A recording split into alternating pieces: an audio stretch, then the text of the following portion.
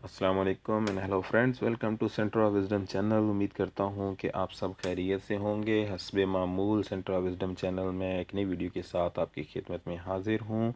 मुझसे ये सवाल किया गया कि अक्सर ऐसा होता है कि कई लोग हांगकांग का वीज़ा लेके, एंट्री वीज़ा, विज़िट वीज़ा लेके हांगकांग एयरपोर्ट पे पहुंचते हैं तो हांगकांग इमिग्रेशन एक इंटरव्यू लेके उनको डिपोर्ट कर देती है। तो दोस्तों, इस तरह उन लोगों का काफ़ी नुकसान हो जाता है। उनके वीज़ा एक्सपेंसेस और टिकट और काफ़ी सारा ख़र्चा होता है, जैसे कि आपको पता है, तो वो सारा ज़ाया हो जाता है। बहुत परेशान कुन सूरत हाल बन जाती है। तो मुझसे जब ये सवाल किया गया तो मैंने कहा इस पे वीडियोस बना के आप लोगों तक इन्फॉर्मेशन पहुंचाता हूँ। तो मैं आज आपको बताता हूँ इसकी वजूहात क्या हैं, उस मामले को कैसे टैकल किया जा सकता है, कैसे हम इस मामले को संभाल सकते हैं। तो दोस्तों, इससे पहले रिक्वेस्ट है कि अगर आपने मेरा चैनल सेंटर ऑफ विजडम अभी तक सब्सक्राइब नहीं किया तो काइंडली काइंडली इसको सब्सक्राइब कर लीजिए। इसमें अच्छी अच्छी वीडियोस मैंने पहले भी डाली हैं और नेक्स्ट भी डालता रहूँगा, ताकि आप लोगों तक मालूमात पहुँचती रहेंगी। और फिर ये है कि मुझे भी आपका सपोर्ट मिलता रहेगा और मेरा चैनल ग्रो करता रहेगा। तो काइंडली वीडियो को लाइक भी कीजिए, शेयर भी कीजिए और चैनल को भी सब्सक्राइब कीजिए। तो आइए बात करते हैं हम कि हांगकांग इमिग्रेशन विजिटर्स को डिपोर्ट क्यों करती है। तो दोस्तों, नॉर्मली ये जो सख्ती होती है इस तरह की, ये साउथ एशियंस के साथ होती है, जैसे पाकिस्तान, इंडिया, बांग्लादेश, नेपाल, श्रीलंका वगैरह वगैरह। तो अब ये है कि विज़िट वीज़े होते हैं, ये एक तो होता है स्पॉन्सर विज़िट। इसमें तो आपका कोई अपना होता है जो हांगकांग का रेजिडेंट होता है, वो आपको स्पॉन्सर भेजता है, आपको स्पॉन्सर करता है, सारे डॉक्यूमेंट्स उसके लगते हैं और मुकम्मल रिस्पॉन्सिबिलिटी उसकी होती है। उस स्पॉन्सर की बुनियाद पे आपका वीज़ा लगता है, विज़िट वीज़ा। आप हांगकांग पहुंचते हैं, हांगकांग इमिग्रेशन आपको टेंशन नहीं देती, डिपोर्ट होने के चांसेस बिल्कुल नहीं होते। तो फिर ये है कि क्योंकि सारा मामला स्पॉन्सर के ऊपर होता है, तो वो मामला आपका क्लियर हो जाता है। जो टेंशन होती है वो है कि जनरल विजिटर के तौर पे आप गए हैं या बिजनेस विजिट जो आपने लिया है, तो उसमें टेंशन होती है। ये हम कैसे लेते हैं कि हम नॉर्मली किसी कंसल्टेंट या एजेंट को कहते हैं कि हमें हांगकांग का वीज़ा चाहिए। वो हमारे लिए किसी कंपनी के डॉक्यूमेंट्स तैयार करता है या कहीं से वो पैसों के ले लेता है फीस दे के। तो उसमें फिर ये होता है कि हमें उस कंपनी का रिप्रेजेंटेटिव या पार्टनर बना के हमारे लिए वीज़ा अप्लाई करता है, तो हम उस कंपनी के रिप्रेजेंटेटिव या पार्टनर बन के वीज़ा ले लेते हैं। तो अब जब फ़्लाइट पकड़ के आप हांगकांग एयरपोर्ट पे पहुंचते हैं तो हांगकांग इमिग्रेशन आपसे आपके बिज़नेस के मुतल्लिक भी सवाल करती है, क्योंकि पासपोर्ट पे लिखा हुआ था ये कौन सी वीज़ा टाइप है।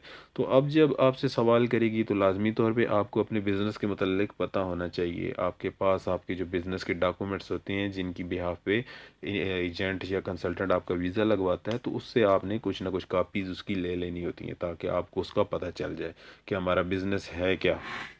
तो दोस्तों, आगे जो चीज़ होती है वो है कि पर्पज़ ऑफ विज़िट। वो आपसे पूछते हैं कि आप हांगकांग को विज़िट क्यों करना चाहते हैं, आपने यहाँ पे किसको मिलना है, क्या विज़िट करना है। तो अगर आपने किसी कंपनी को विज़िट करना है, किसी कंपनी के मैनेजर या किसी के साथ डील करनी है, तो आपने उस कंपनी का रेफरेंस देना होता है, उसके मतलब कम अज़ कम थोड़ा बहुत इंट्रोडक्शन कि वो कौन है, हमने उससे क्या डील करनी है, वो पर्सन कौन है। तो ये इस तरह की चीज़, ये भी आपने उनको बताना होता है। फिर ये सबसे अहम चीज़ें आगे दो जो मैं बता रहा हूँ, ये दो चीज़ें बहुत अहम है।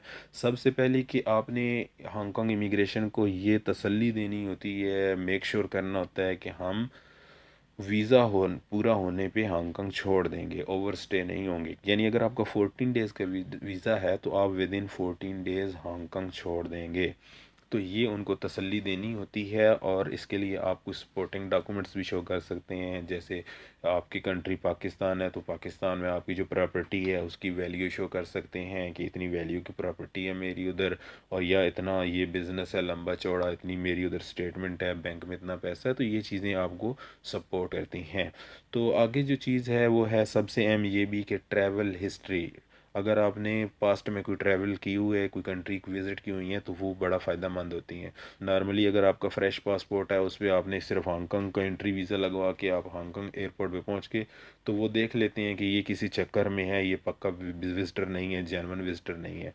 तो इसलिए बेहतर होता है कि आप हांगकांग अप्लाई करने से पहले कोई एक आध कंट्री विज़िट कर लें, एक दो कंट्रीज जो सस्ते सस्ते से होते हैं वो विज़िट कर लें। एटलीस्ट इनको शो हो जाए कि ये बंदा जेन्युइन विजिटर है। तो ये भी आपके लिए फ़ायदा मंद साबित हो सकता है। तो दोस्तों, फिर आगे जो चीज़ है कि आपके पास एक्सपेंसेस होने चाहिए, जैसा कि शो मनी होती है 1000 मिनिमम यूएसडी, यूएस डॉलर आपके पास होने चाहिए, कम अज़ कम 1000। तो उस तरह उनको होता है कि ये बंदा, इसके पास पैसे हैं, ये यहाँ पे काम नहीं करेगा और ये किसी से मांगेगा भी नहीं। तो ये अपना ख़र्चा खुद उठा सकता है।